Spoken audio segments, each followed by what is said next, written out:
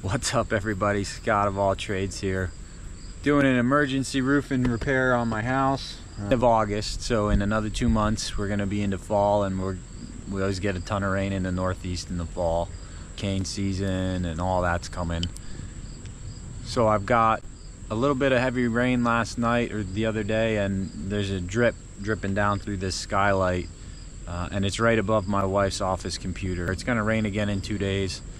So last night I stripped all this roofing around this skylight off. I basically came to the decision that when they did the flashing on this originally, they used a ton of nails in locations where they shouldn't have nailed, and that was causing a small leak.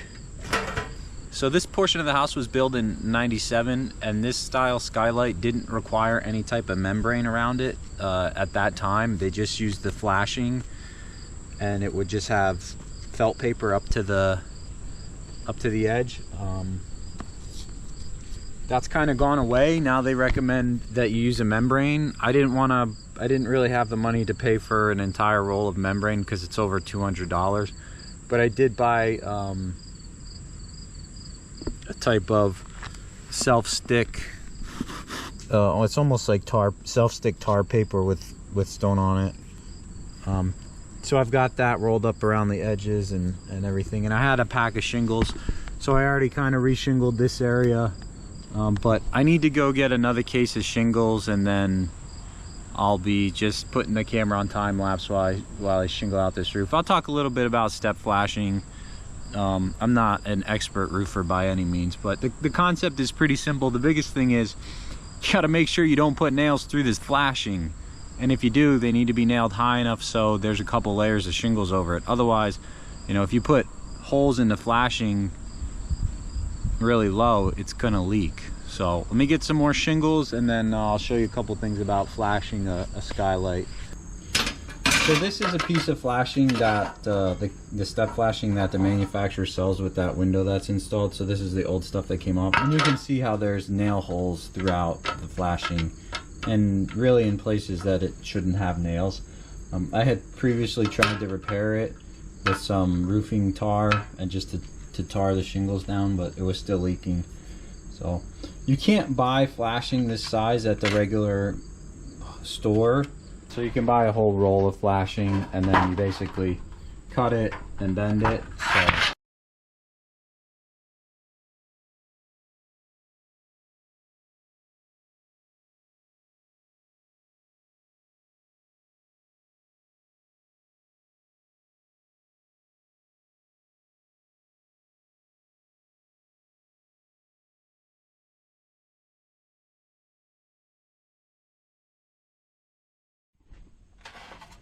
So that's it. It's pretty simple to make flashings. This stuff is so thin that you just need the sharp edge of a table, or even just your hands, and you can fold it over.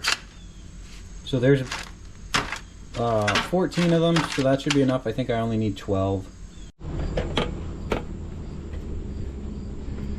So I just got back with my shingles. Unfortunately, up over here you can see the weather has turned. It's probably going to start pouring rain, so I'm going to put the video on time lapse. I'm not going to be able to show what I'm doing, but I'm just going to time lapse it and get to work.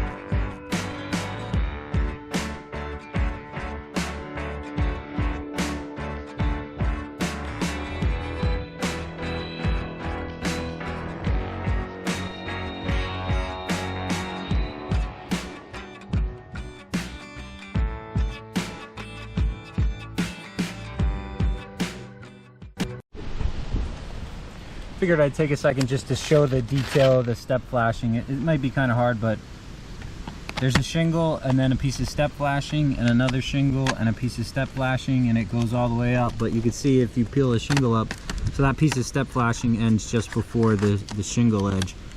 So essentially water would have to run all the way up under the shingle, all the way up under the step flashing, and then all the way up under the membrane that I put in. So hopefully this keeps it sealed. And then there's a counter flashing. One of the things I was just thinking about, and I've seen people do it wrong on professional shingling videos, and tradespeople do it wrong. I don't understand why it's so hard for people to understand.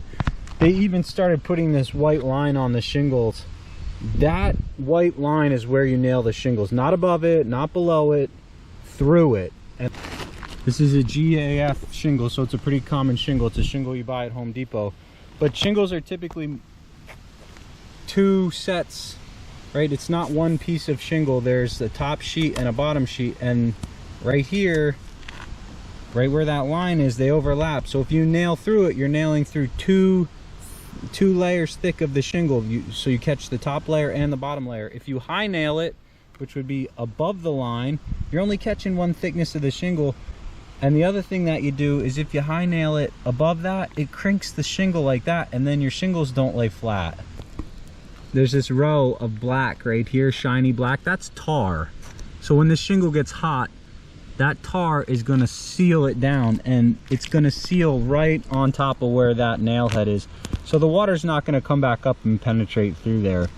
And even if it did, again, it has to penetrate, the water would have to wick up past this seal, it would have to wick down through this shingle, and it would have to wick down through the shingle below it, because the shingle below it, the nail runs through this, and then it would have to go down through your tar paper. So it's just not gonna happen. That's not how shingles work. Water typically doesn't get shoved up underneath.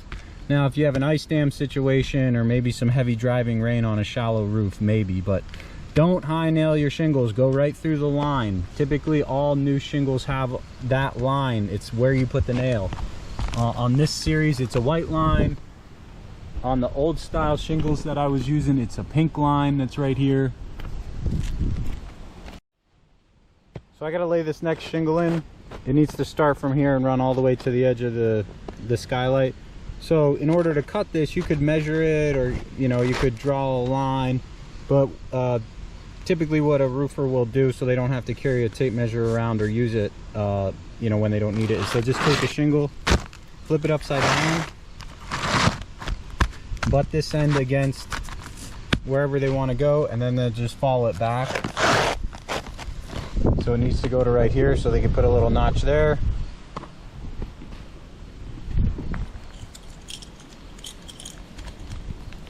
Gently, you're not cutting through anything.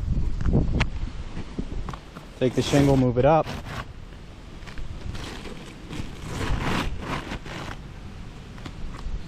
Same thing, but on the bottom.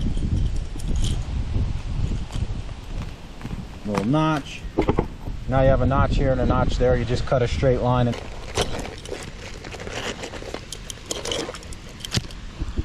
So one of the things that I don't have that makes it a lot easier is for roofing, if you're going to do a lot, they make a hooked blade for this. So you can hook it under there and rip it, and you can lay the shingle down and not have to worry about cutting something below it. If I lay the shingle down and try to cut it with this knife, it's going to cut through. So I'm struggling a little bit with this knife, but so that was the one we just measured.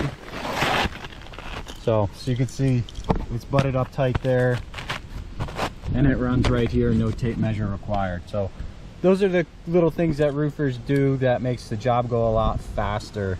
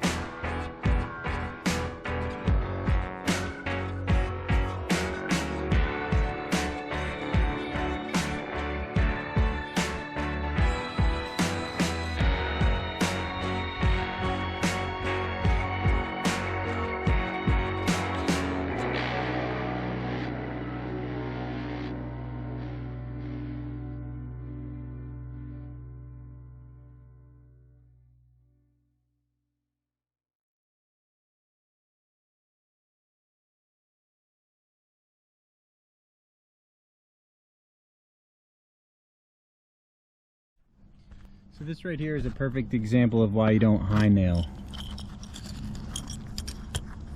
So I can see that the second shingle layer that makes up this stack of shingles, it ends right where the edge of that nail is, and that nail is completely busted through that shingle because it only went through a single layer. So that's why you don't high nail, because it basically makes the shingles really susceptible to breakage. If they would have put that nail a half inch lower where it should have been, that wouldn't happen. So I'm pretty sure they high nailed all the shingles on this. Like, here's another one. That one ripped out because I did it, but it's high nailed. It's in the wrong spot. Here's another one. That's high nailed. It's not extremely high, but it's high enough to miss it, and that means that it's high enough for it to break through the shingle.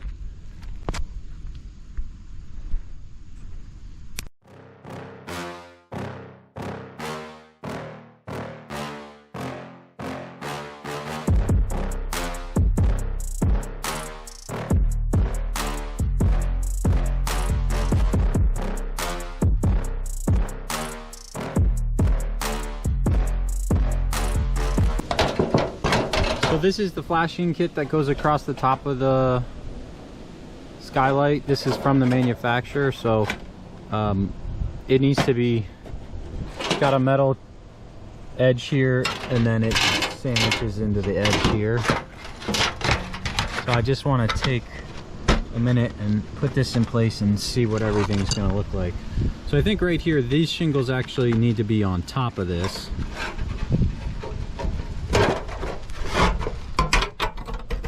Go under like that.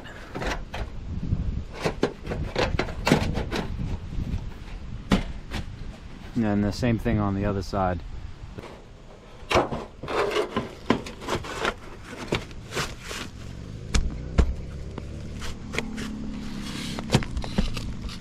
That's not why this is. I would think putting a nail up in the top corner wouldn't be a big deal. So the row of shingles that goes across here is going to get, I'll put one nail here on the outside and one nail there on the outside, but I'm not putting any nails through the center of this. I'm gonna have to put them on the very high side of that shingle, which is fine. And then I'll probably run a bead of silicone or some type of compatible roofing sealer. Also, I got like this flap. I might put a straight line down that.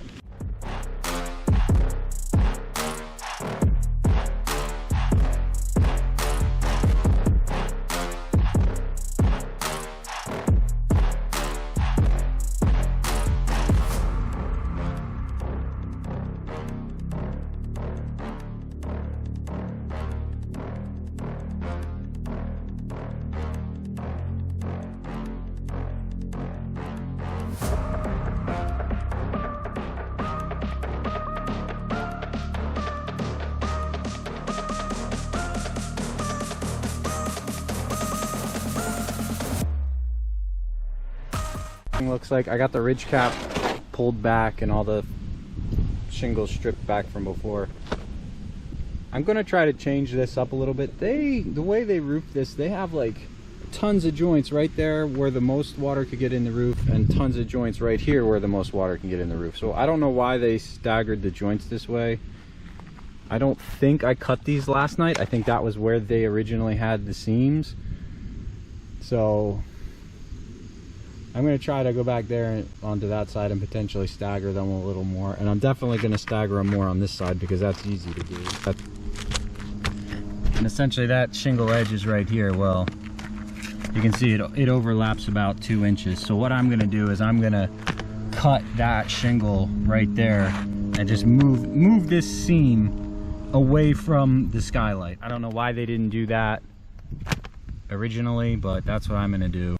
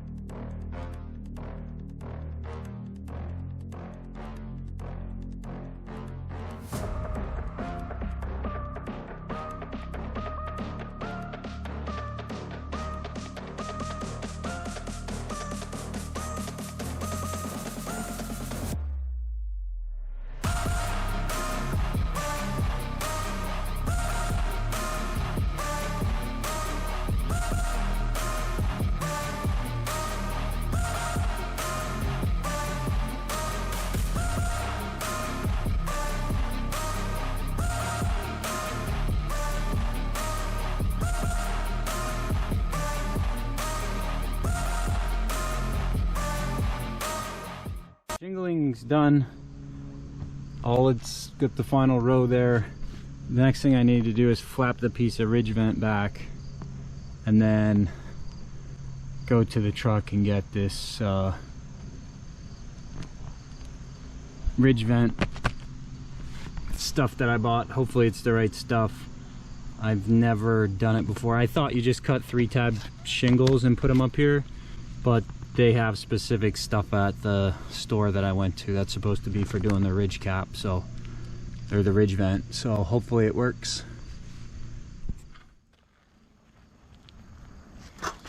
So this is the sealer ridge shingles, that's what they call it, but it's a specific shingle that's made for doing a ridge cap. It looks basically like a backwards 3-tab, but on the back side it's perforated, so you should just be able to fold it over. It will break, and then you just slap them up there and nail them just like a regular shingle.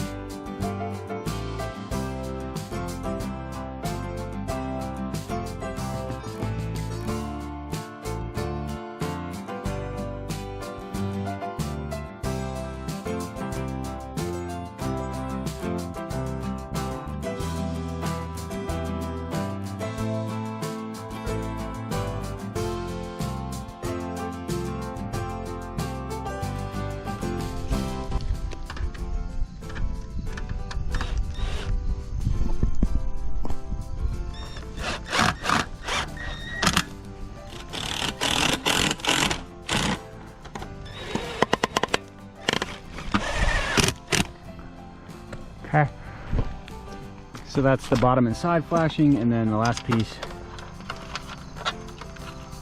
is this piece, which is the top. So pretty simple. Again, this is not part of the flashing kit, this is part of the window that I'm reassembling. So screw there.